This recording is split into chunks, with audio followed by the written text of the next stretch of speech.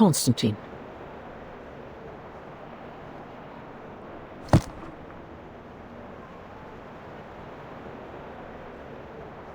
Has the voting started? You see, here is the number of votes I have estimated.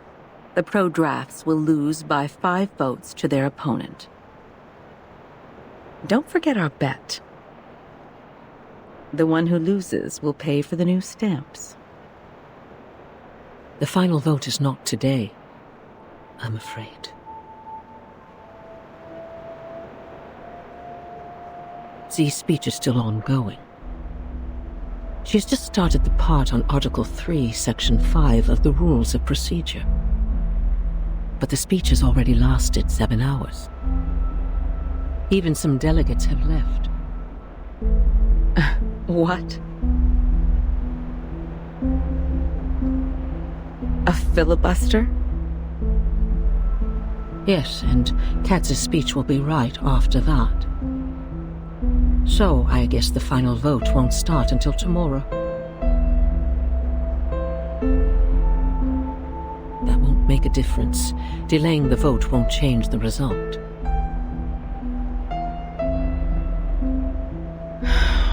We don't know yet. I didn't expect that she would be trying so hard. But for me, this is not necessarily bad news. The filibuster will only have 2 outcomes.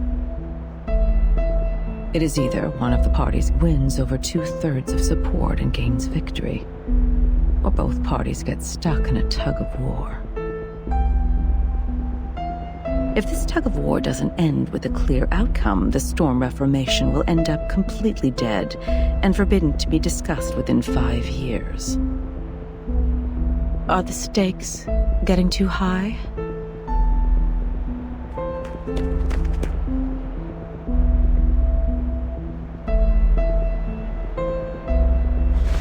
Madam Vice President, Mr. President came back from the Pax House. I will go see him now. He's waiting for you in the office.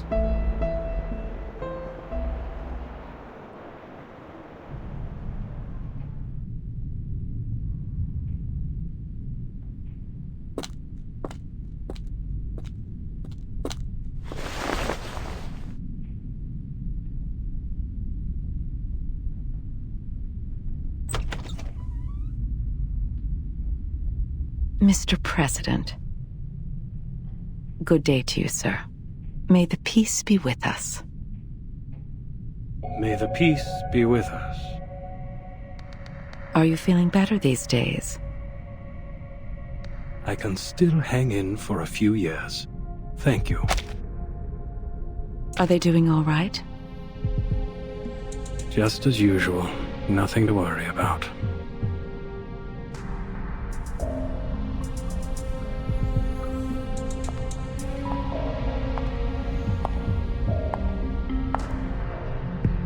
I'll stay in the Foundation these months.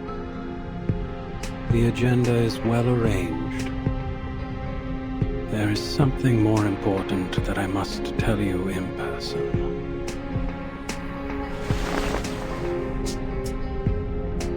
Hatman sama Maya. And the more.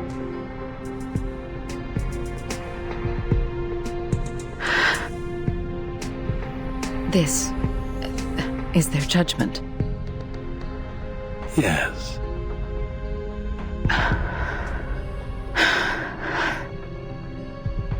Then, I have no objection to it.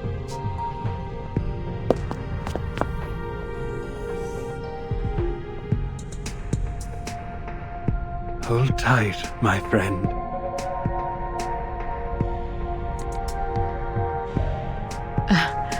Excuse me. I have to admit, I was surprised. Thank you for telling me this.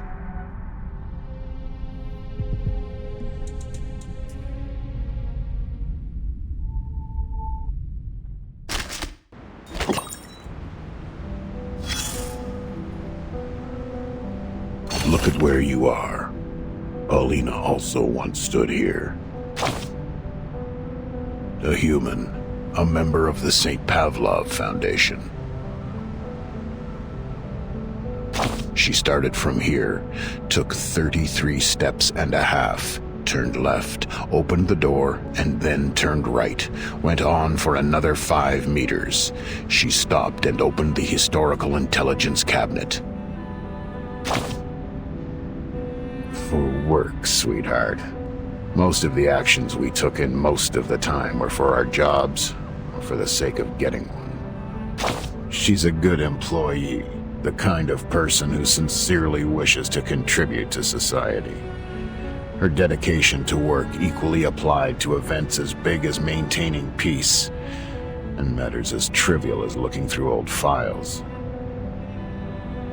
It was the 1931 file, or the 1935 one. She hasn't gotten there yet. But there is another folder which has caught her attention.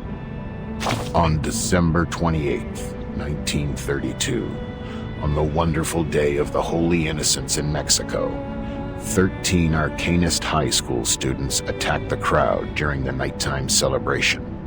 They claimed the oracle had uttered to them, from the inside of a gigantic Cordia Illinoides, that they had to shoulder the responsibility to protect the people.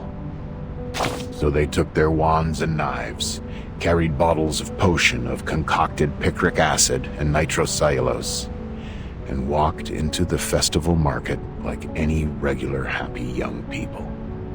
Their attack led to 17 deaths. 6 were injured, among which 4 were disabled for life. One young girl among the attackers couldn't physiologically stop her hysterical laughter, even when she was under arrest. She quivered convulsively, with her hands twitching tightly on 31-centimeter-long pruning shears. She kept muttering the word Bacote, which is the common way to call the Cordia Illinoides among the lumber dealers. In the Aztec civilization, it means giant mouth. Any mouth can talk. In this case of mass hysteria, this was the one true rule. Hysteria, madness, paranoia, hearing voices or seeing things. These abnormalities are the sparks flying in the air, and Arcanists are like dry cotton. The encounter of the two will cause a fire. Paulina complained quietly. She accused the danger of fire, the risk of heat. One can hardly hold no grudges against the flame when it is hidden next to you patiently, waiting. She started to mutter something of a more extreme nature.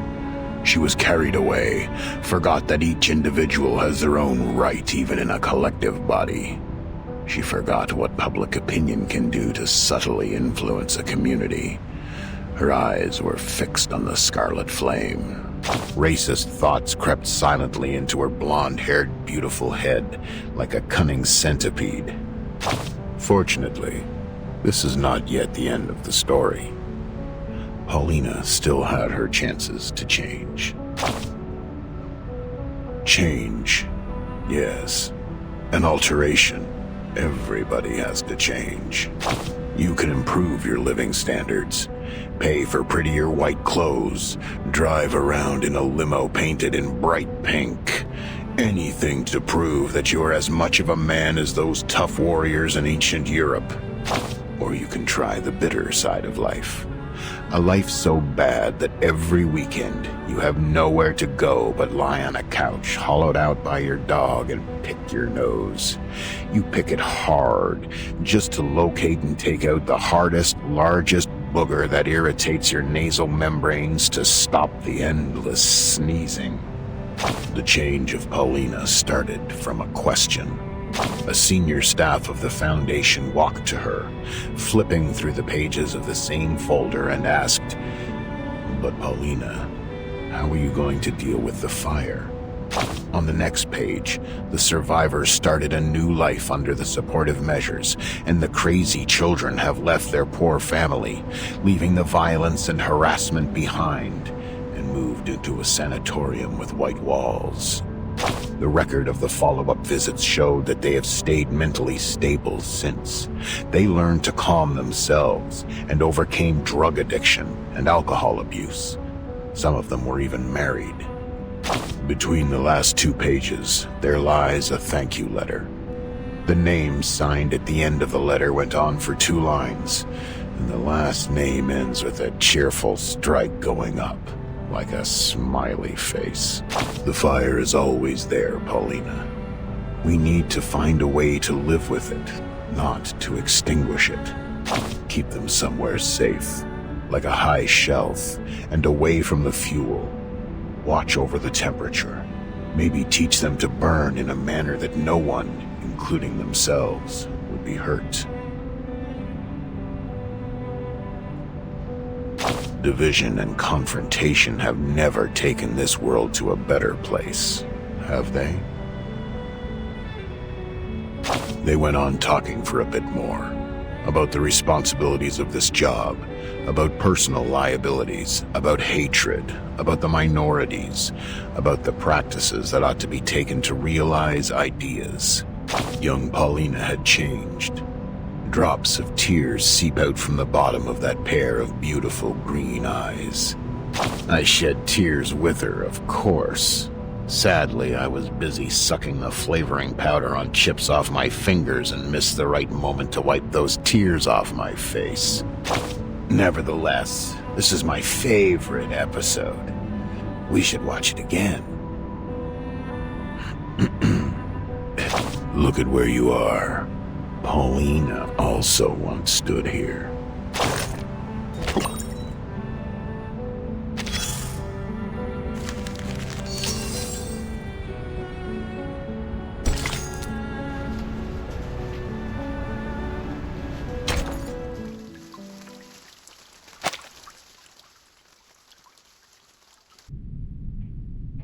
As witness?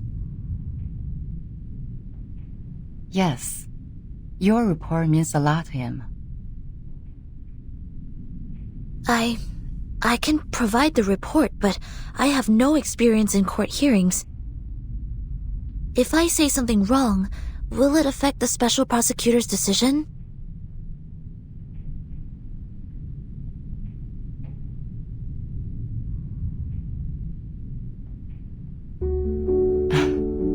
Soneto, testifying is not taking exams. The court doesn't need a skillful witness. Just honestly tell them what you saw. Focus on the point, and don't distort the facts. The Supreme Court, they value the sense of justice of the youth. Sense of justice.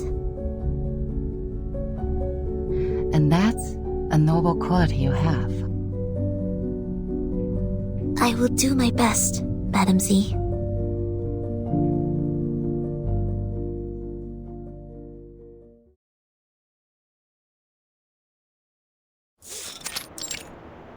Call the witness.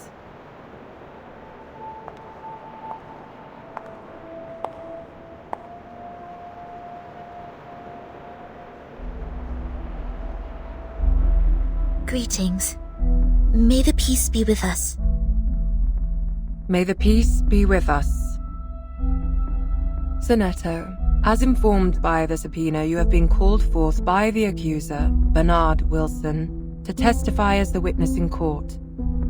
Could you specify the relationship between you and the accuser? We did not know each other. I heard of him at work, but we rarely worked together. Then why did he call you? I was one of the parties involved in the 1929 storm incident. I submitted a detailed report of that. He searched the database and found the report, so he made a request for access to my supervisor, Madam Z. Then, Madam Z asked if I would be willing to provide the report and attend court as witness. Could you tell me the reason why you agreed to testify? My immediate supervisor is having a long-term treatment, and there are more time slots available on my schedule. I am happy to be able to make a difference during the time and defend the established facts. More importantly,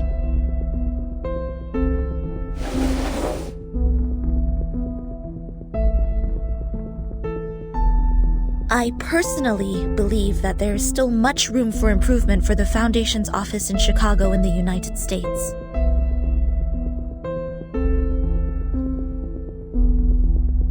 What is this, Miss Sinetto? This is a record of all my travels from the time I received the promotion order in the research center to go to the office in Chicago in the United States, to the time I went back to the headquarters of the Foundation when the storm came. This is the field report and diary I wrote about the storm in 1929. What point do you make? I would like to prove that the Foundation's office in Chicago in the United States violated the Declaration, Fight for the Peace and Order of Mankind, and the rights of some humans and arcanists. You're tarnishing our reputation!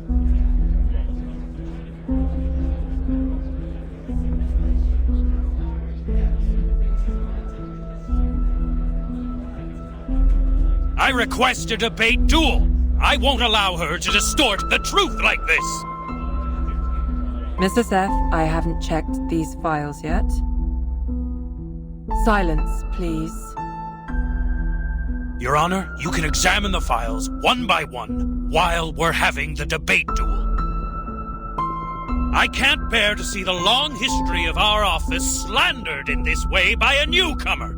I demand a duel with her.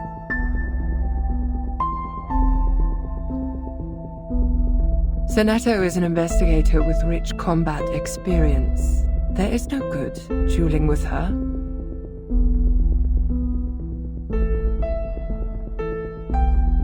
Do you accept the debate duel?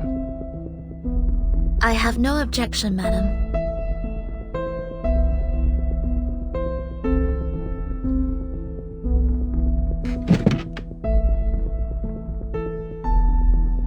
Please to the stage, duelists. The debate during your duel will be faithfully recorded. 3 defeats in the debate of one side will end the duel. You have the floor now.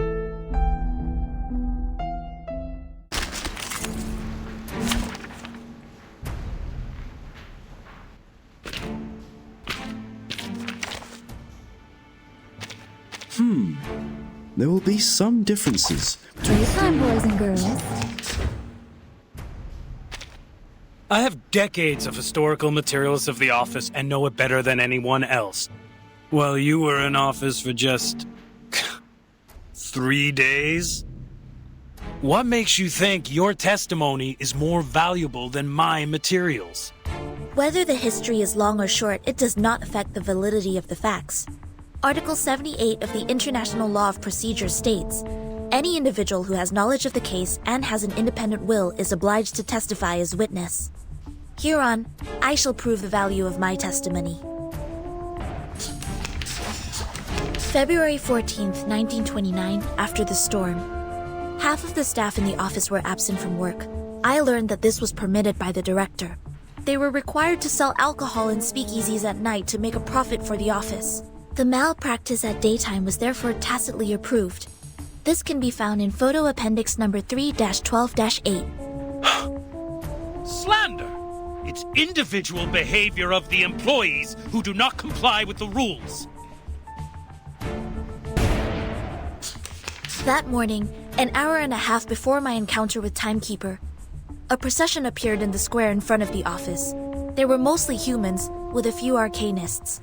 They were protesting against the high registration fee charged by the office for registering their identity information. In addition, there was a racial brawl in the square, but the office did not send anyone to pacify the crowd or maintain the order. Do you have any evidence? I wrote them in my diary. Does that count as evidence? Yes. Please tell me which page it is on. Long admonition. These are all insignificant glitches. To be honest, you can find similar problems in any large institution in the world. As long as we manage the office in a different way or change the staff, it would be improved. But you claimed that we violated the Declaration of Peace. This is pure slander, gross defamation. I am not slandering the office. Schneider. You refuse to offer a human, no, an entire family, the shelter of the Foundation. Your first-hand experience is our best advertisement. Schneider, a friend we met in Chicago. She once chose to join the Foundation under the pressure of both the Storm and Manus Vindictae. But instead of offering any solution or help, you just gave her a rejection letter. I found this letter in her suit pocket. It had a small line written on it. Popper's... fuck off. I had completely no idea what this was about. Not to mention the fact that no one at the office had ever heard of the Storm. What help could they offer? In this particular case, you should have reported to the headquarters or to the investigators out there, instead of doing nothing but leaving an insult. I do not understand why there was such wording on it. Was it because she did not pay enough shelter fee to qualify for sheltering? Or was it because the wand she used was transformed by Arcanum, which made you think she was an Arcanist? Does not the Declaration of Peace say, everyone, strong or weak, rich or poor, of any race deserves a helping hand so that the existing peace and order shall be maintained?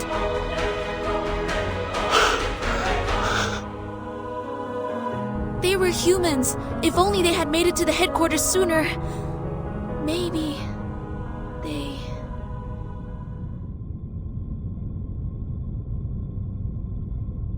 In the particular circumstance at present, it's impossible for the headquarters to take in humans from all over the world.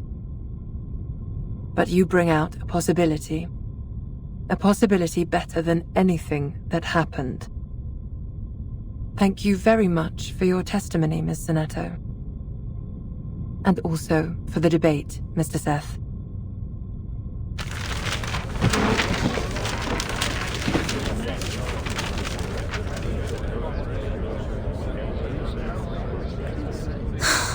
I seem to be too emotional just now.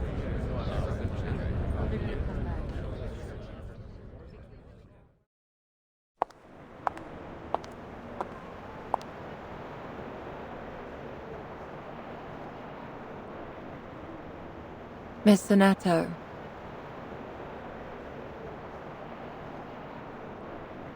You brought us a great debate.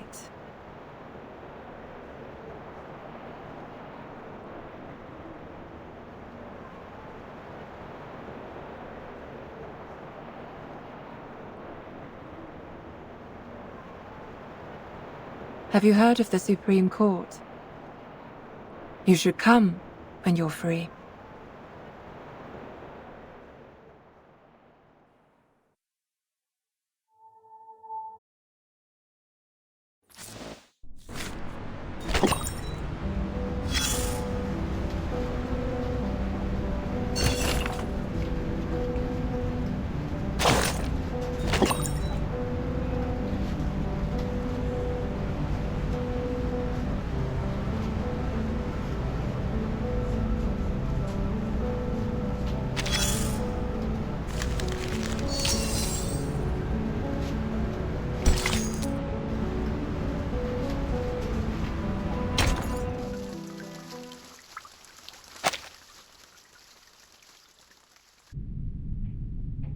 I was told you have something important to share. Yes, the filibuster is about to end. Z told me they are going to end the speech and apply for the official vote at noon.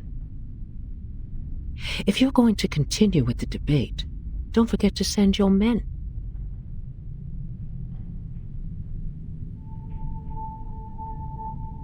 Do you see Bernard over there? Yes. Quite a lot of his men attended today.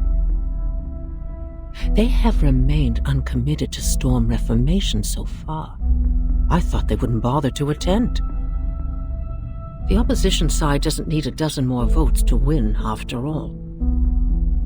But the advocates of the draft do.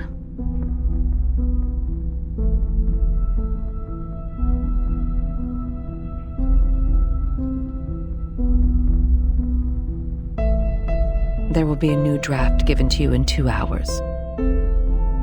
I brought together a revision group last night with some hired experts. We have adjusted some of the articles in the previous draft. I will need you to present it to everyone when the time comes.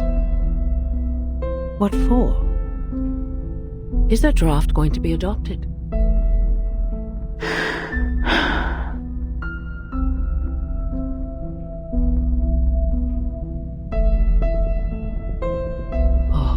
Draft is going to be adopted, isn't it? There are things that even I cannot maneuver. All I can do is bring benefits to as many people as possible. I have specifically made some amendments to the clearance to educate and discipline unregistered arcanists in Section 3 on page 21, as well as the duties and obligations of the Timekeeper's Special Team in Section 1 on page 40. Every arcanist assigned to the Timekeeper's department will be put through the Foundation's risk assessment and graded accordingly. Ordinary arcanists only need to receive primary artificial somnambulism training. The more extraordinary ones will be sent to the School of Discipline for re-education. Delegate Mark also submitted another edition, which was quite similar to this one. Is that so?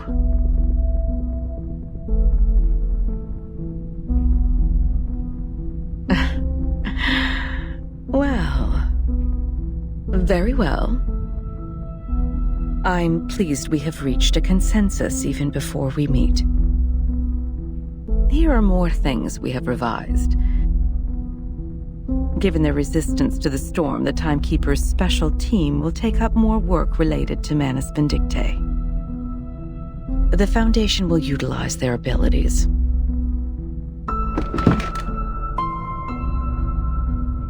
We've also fine-tuned the details.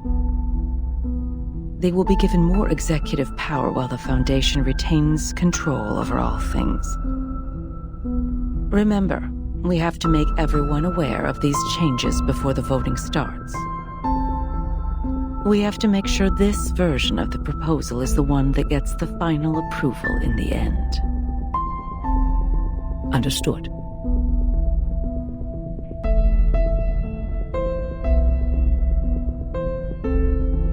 Can't believe this is happening.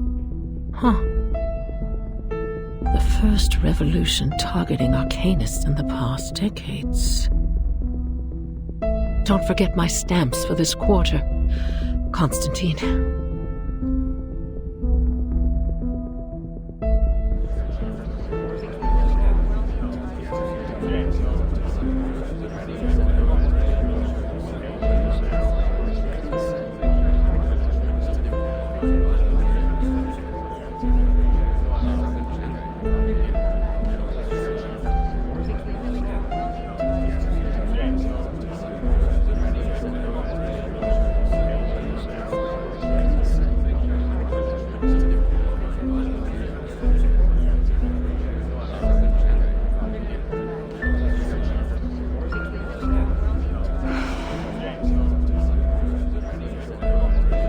I'm so tired that my eyes are failing me.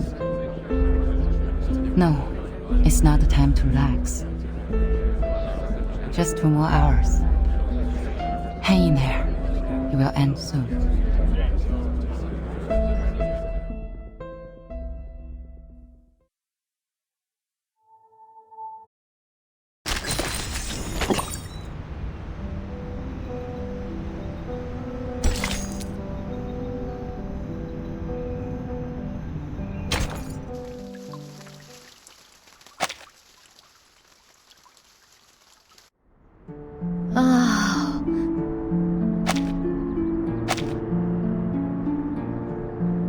roast leg of lamb, Wellington steak,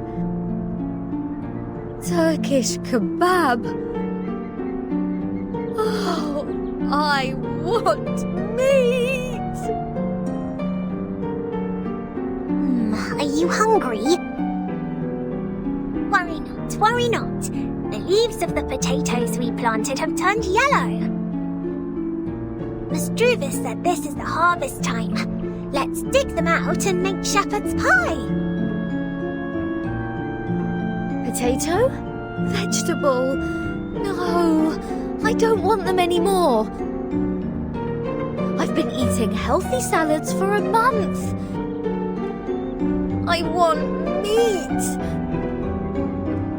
I want rich, juicy, meaty, sinewy, savory, sizzling meat.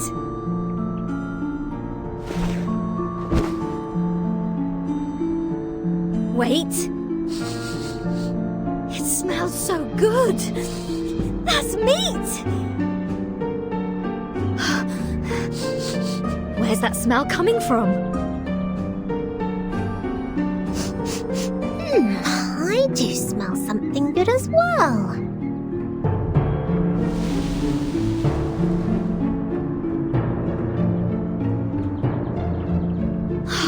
I'll take a look.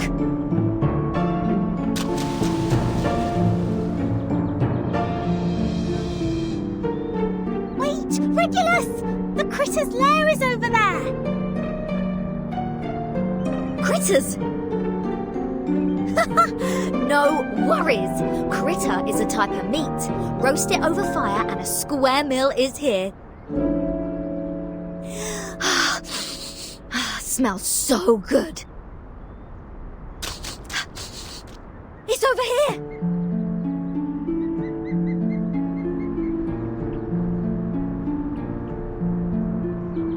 Oh no, what can I do?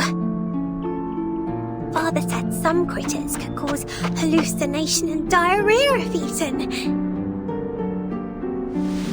What's going on, Miss Sotheby? Why are you here walking around alone?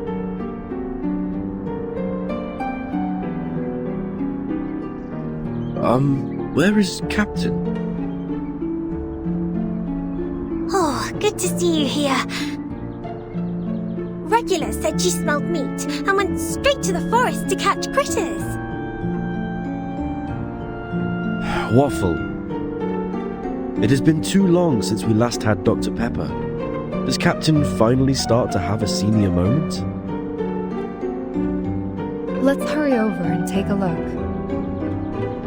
The smell of food is unusual. It's verdant over there. There may well be other dangers lurking somewhere.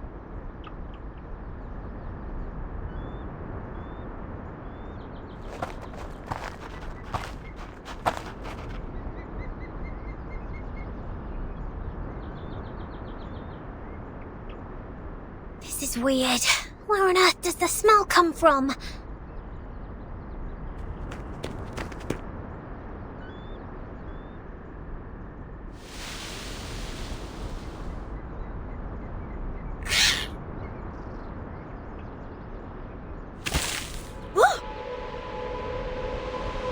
Blimey! It's a carbuncle! Regulus, it's not edible!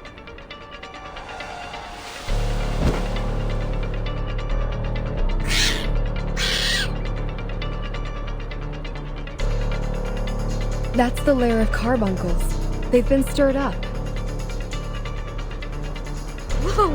A bumper harvest of critters! Come and help! Hold on, Captain. We're coming.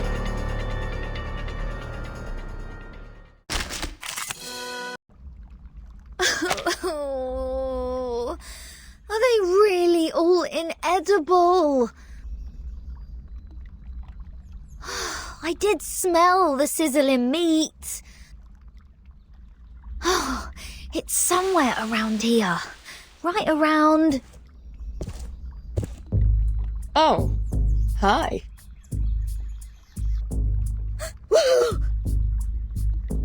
Who are you?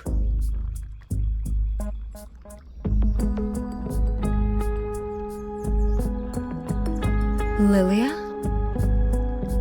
What are you doing here?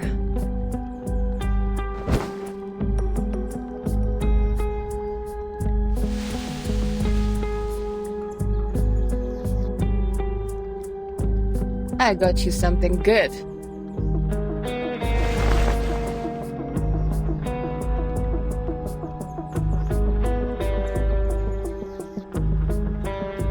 Whoa!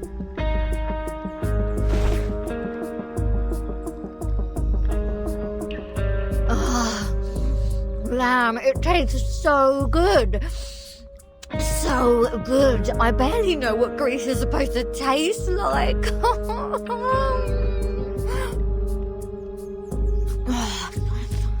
Thank the great god of rock for his blessings. This pirate finally gets some meat to eat. Huh? It is me you should thank, the goddess of victory, who soon brings you freedom. Bring us freedom soon. May I ask, how should I interpret your words?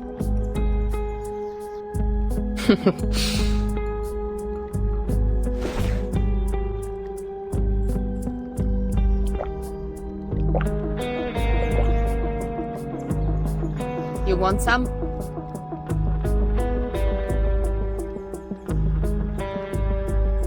Thank you so much for coming alone and providing us with supplies, Lilia.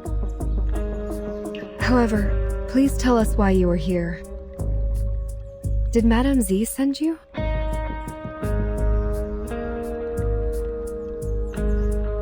Already been 4.5 weeks, right?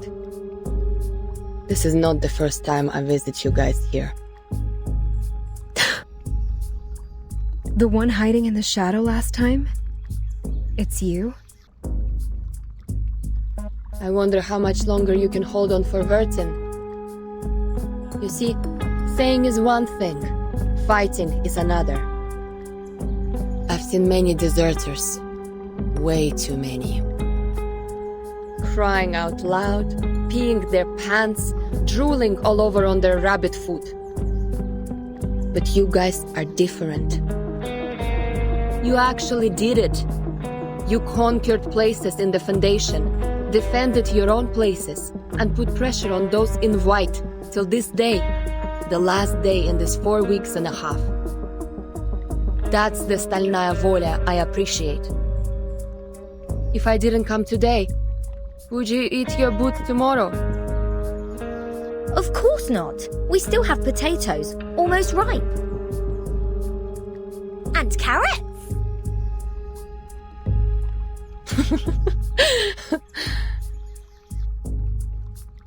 Thank you for your kindness, Miss Lilia. May I take it that you are coming to bring us the good news? Is there a final result for Madame Z's draft? So far as I know, Madame Z hasn't given up yet. Just like you, when she gets serious, she looks like a fierce doe. But I already lost my patience. Tons of processes need to be done before it can be performed, even if the draft is passed at the final vote. As long as Vertin is still on that bed in the ward, you're just an isolated island. Everyone can step on you.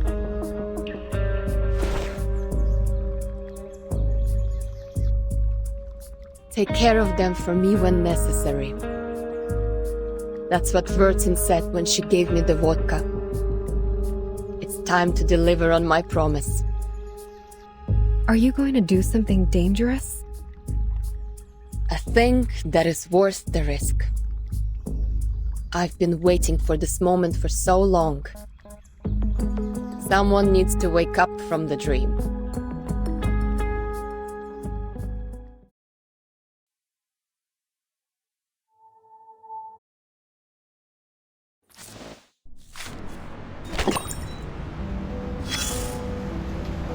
The story has come to a new stage. It is fascinating. It has plots of unwavering loyalty, survival from the jaws of death, and even a little bit of unconventional excitement. Raise your head, and you will see this splendid spotlight grilling the top of our heads like a stove heating a frying pan. We mumble and mumble and mumble. Something like arcanists, new changes, perseverance, and the storm. Right, that's it, the storm.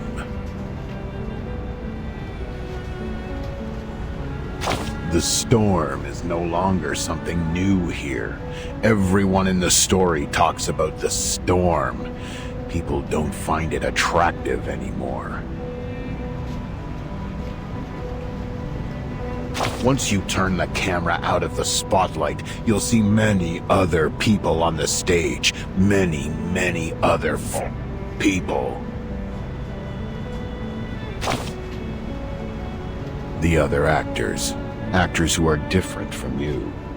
Their name won't be listed in the cast at the end of the movie. Not even a poor St. Pavlov squad leader A. They're a bunch of people. A bunch of people just like you, though there are still differences between you and them. Open their bellies and you can find everything that should be there. The liver, the stomach, the spleen, the lungs, and the heart. Their faces are clear to be seen. Look at them carefully. Carefully. Oh, you might have met one or two of them. They come from the same institution as yours, the St. Pavlov Foundation. Eve from the France branch, La from the Egypt branch, and the Matryoshka from the Russia branch. Oh, right. Your first friend made in a branch. That young man with a red nose. Ken from the Scotland branch. You looked here, you looked there. You couldn't find him anywhere, however hard you tried. Good question. I'll help you find him. Let's keep looking around, but this time vertically instead of horizontally. That's right. Upside vertical. Don't be afraid of that radiant spotlight. Look there. Ignore the risk of blinding your eyes. And you see it. A white umbrella, bigger and wider than any umbrella you have seen. Those green flashes stinging your eyes is the price you have to pay for finding it. The white umbrella is a shelter from the rain, saving that orange-haired girl in white for you. And you have witnessed how people standing in the pouring storm without shelter fade away. Like your little friends, and Ken from the Scotland branch. Remember the differences I just mentioned? A great time to keep silent. Your ugly trauma, a mixture of your mental issues and miserable past, would burst out in the next second, making everyone's heart twitch. But think otherwise. If the truth were known to all, today's not real and there's no tomorrow. I'm going to eat my shoes and an asteroid is falling. Then all of them would go crazy. Those pigeons valuing sense above anything won't sit aside and let this happen. So they made the most sensible choice. The huge white umbrella has only sheltered those qualified people. Qualified according to their standard. Now, let's cross our arms and make an arrogant judgment like those cynics. How cruel it is! And then you may start contemplating. Should they all go aboard the Ark? Can this Ark carry this many people? Try to raise the question as peacefully and slowly as you can, and their enthusiasm will be dampened and let out a sound like what you hear when you pour water into a heated pan.